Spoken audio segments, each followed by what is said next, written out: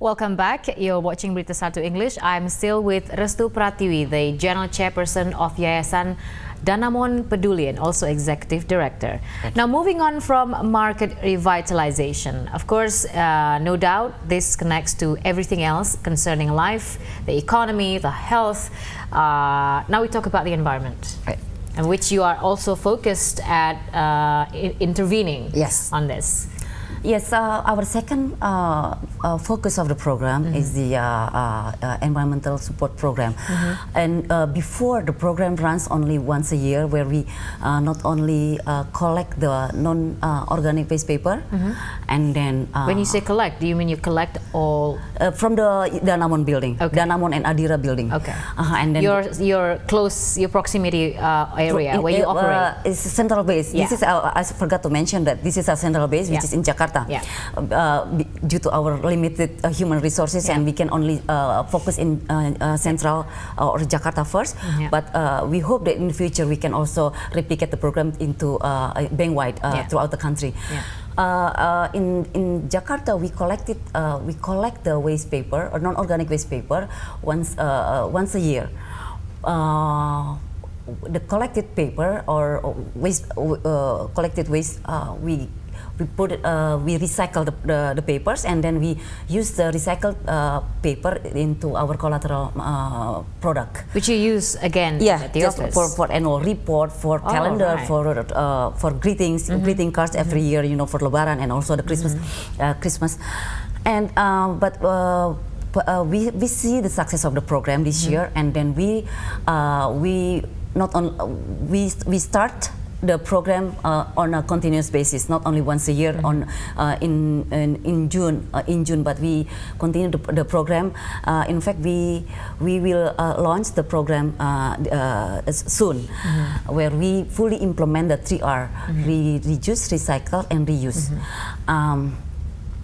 Not only that, I'm sure a lot of companies doing that, but we also calculate the carbon emission reduced from our activity, and also in the market.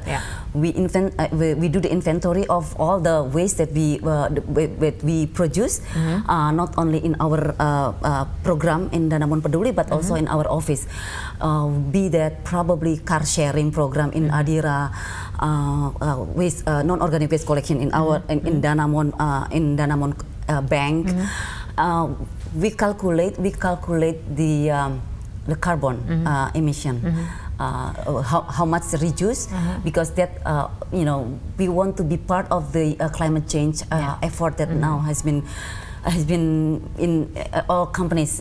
And you start with your corporation. But surely when you talk about the 3Rs, this is actually applicable in any of your banks. Sure. It's not just Jakarta, it's not just Central Base. Right. Is it currently being rolled out, and there has some sort of instruction for your branches in regions to practice? Yes.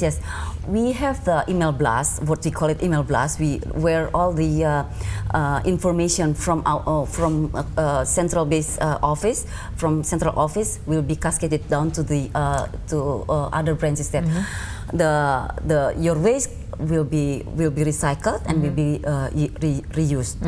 And I'm sure all you already have SMS banking, what you call it, e-banking or whatever. Those applications accounts for our reduced carbon emission, and a lot of people don't do the calculation, but we do the calculation.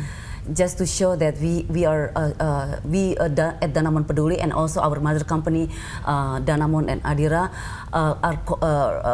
we are committed to support our environment. Now, surely with having some sort of an umbrella body for all the CSR projects that you have, sure, there are still ad hoc CSR projects in your different branches. Yes. But would that account to also running your program more efficiently than before? Yes. In terms of human resources and other resources that you need to actually implement the projects. Yes, definitely, because we cannot avoid we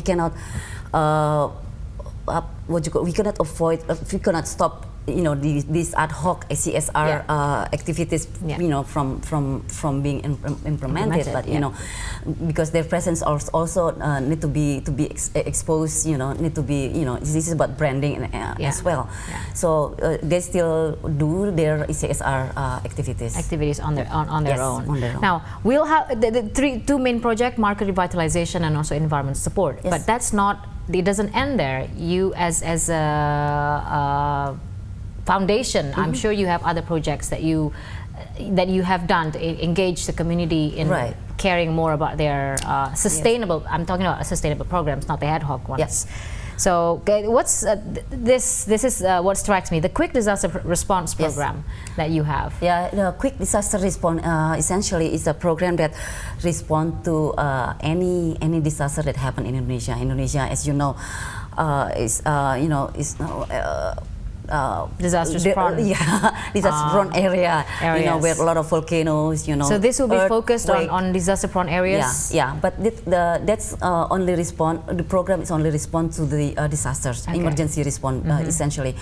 And the other two program is regional icon conservation. We only have one at the moment, which is in Rumah Sipitung, Marunda in North Jakarta, where we not only preserve the area but also the social economic program for the community in that area. We are empowered by. Is that your our first program. icon that you've conserved under this project? Yes. We are coordinating with the North Jakarta local government.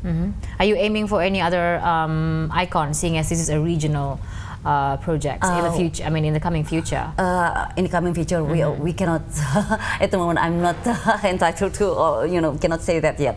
But it depends on again on the resources. But we want to focus. We want to be consistent on our market and environment programs. And then we have the knowledge management as well here. Yes, knowledge management essentially is a hub for everyone to learn. What program is open for all who wants to learn from our program.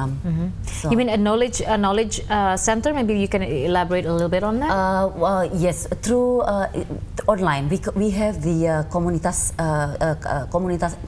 Sejahtera Indonesia, where all our programs, the process, the modules are stored in there, and people can anyone who have the same concern with Danamon Peduli can learn from. Yeah. All right. We'll be right back, and we'll still be talking to Yayasan Danamon Peduli with Restu Pratiwi right here on Berita 1 English.